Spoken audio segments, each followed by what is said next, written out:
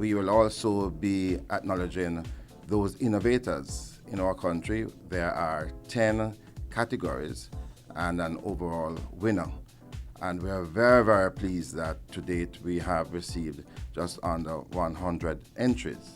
At the end of November, I am expecting that the country will begin to celebrate many of our achievements. We would have given public attention to those innovators who have been behind the scenes working to improve the value of the goods and services that they wish to offer.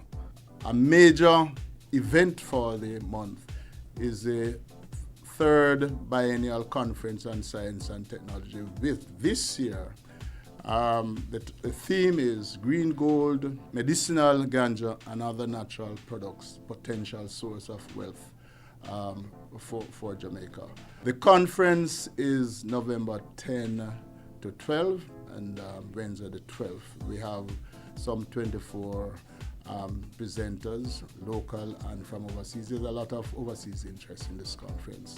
Other major event is that on the 28th of November, we'll have a Science in the Park.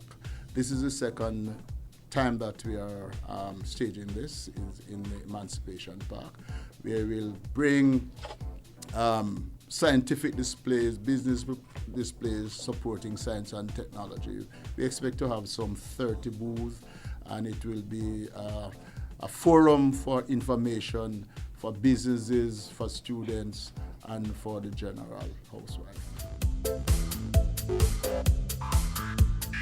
We want the people of the country to understand that when we say science, it is not necessarily the man in the white coat in a laboratory, but the science speaks to the knowledge base that the people have, what you may call the cultural science as opposed to the discovery science in the laboratory.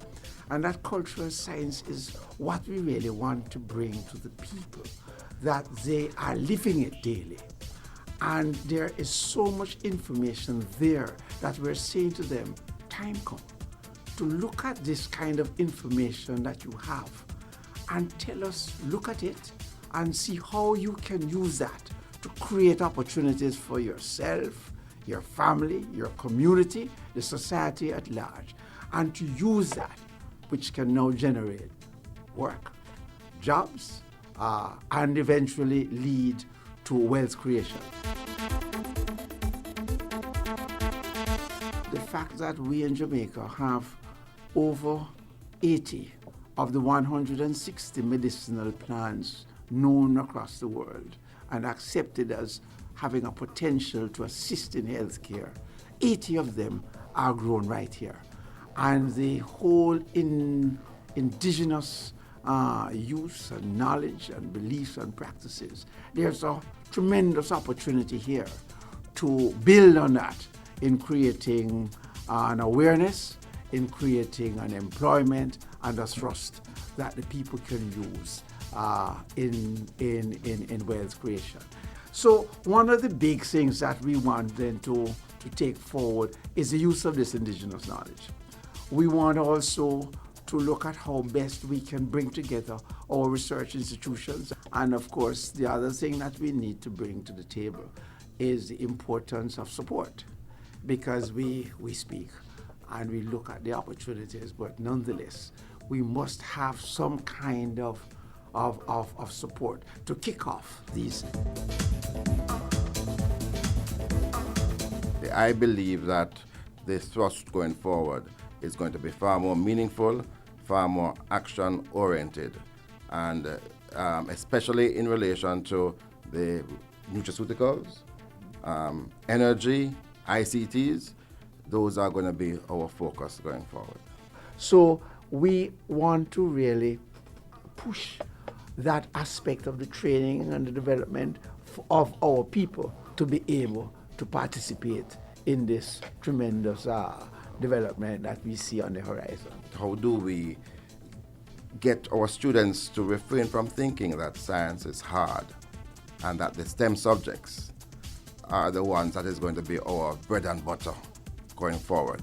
Why we might have to de-emphasize some of the other occupations and focus now on those that we can provide jobs for people.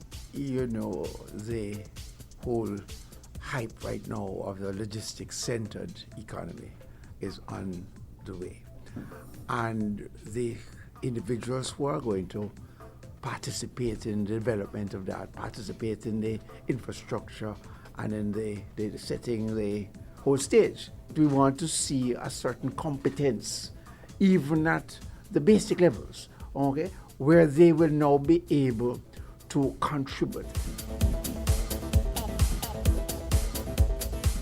We are expecting that by the end of November, the country will accept that we are seriously pursuing this mandate of getting our people to fully embrace science, technology, innovation as a way of life going forward.